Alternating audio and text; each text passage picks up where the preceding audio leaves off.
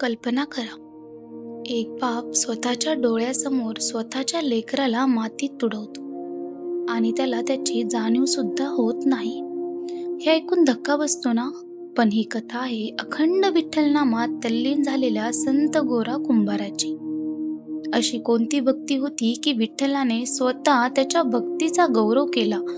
त्यांचे बाळ पुन्हा कसे जिवंत झाले आणि नामस्मरणात एवढे तल्लीन होण्याचा खरा अर्थ काय? चला जाणून घेऊया संत गोरा कुंभाराची हृदय हेलावून टाकणारी सत्यकथा. संत गोरा कुंभार कोण होते? आजपासून अनेक शतके पूर्वी तेरडोकी काही परंपरांमध्ये सोलापूर परिसराचा उल्लेख होतो. येथे एक साधा कुंभार राहत होता. त्याचे नाव गोरा कुंभार. त्यांचा व्यवसाय मातीपासून मडकी, घागरी, दिवे आणि भांडी बनवणे. गरीब संसार पण मन मात्र श्रीमंत. कारण त्यांच्या हृदयात सदैव एकच नाव घुमत असे, विठ्ठल विठ्ठल. विठ्ठलाशिवाय काहीच दिसत नव्हते. गोरा कुंभार सकाळी उठल्यापासून रात्री झोपेपर्यंत प्रत्येक काम करताना फक्त विठ्ठलाचे नाव घेत असत. माती मळताना विठ्ठल, चाक फिरवताना विठ्ठल, भांडी भाजताना विठ्ठल. त्यांच्या श्वासगाणी फक्त विठ्ठलच होता.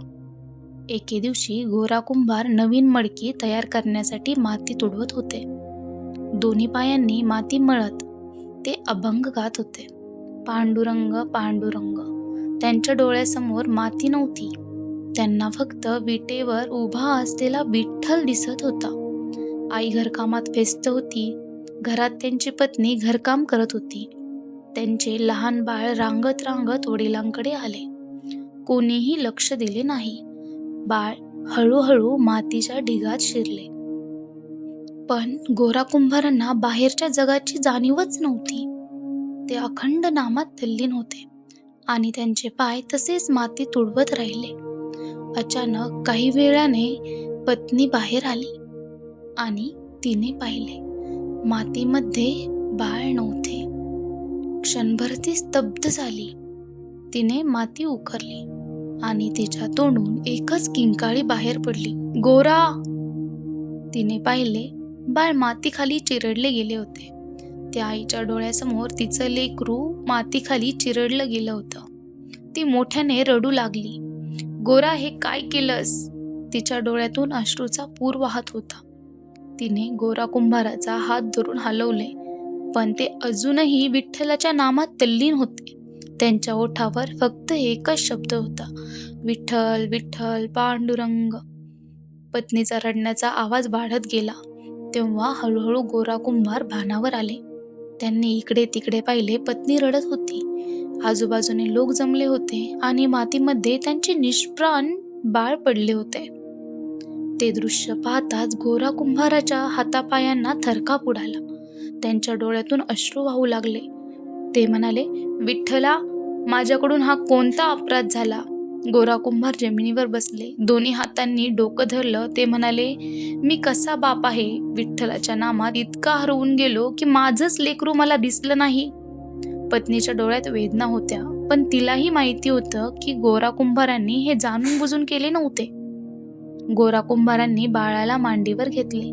त्यांच्या डोळ्यातून अश्रू वाहत होते. ते आकाशाकडे पाहून म्हणाले, हे पांडुरंगा, माझ्याकडून मोठा अपराध झाला. माझा अहंकार नव्हता. मी तुझ्या नामात हरवून गेलो होतो. या निष्पाप लेकराचा काय दोष?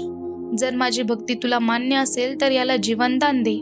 संपूर्ण गाव शांत झाले. सर्वजण श्वास रोखून उभे होते. वारकरी परंपरेनुसार गोरा कुंभाराची आर्त प्रार्थना विठ्ठलापर्यंत पोहोचली. क्षणभर वातावरण बदलले. जणू एखादी दिव्य शांतता पसरली आणि सर्वांच्या डोळ्यासमोर त्या लहान बाळाने हलकीच हालचाल केली.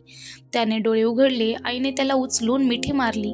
गावभर एकच जयघोष झाला, पुंडलिका वरदा हरी विठ्ठल.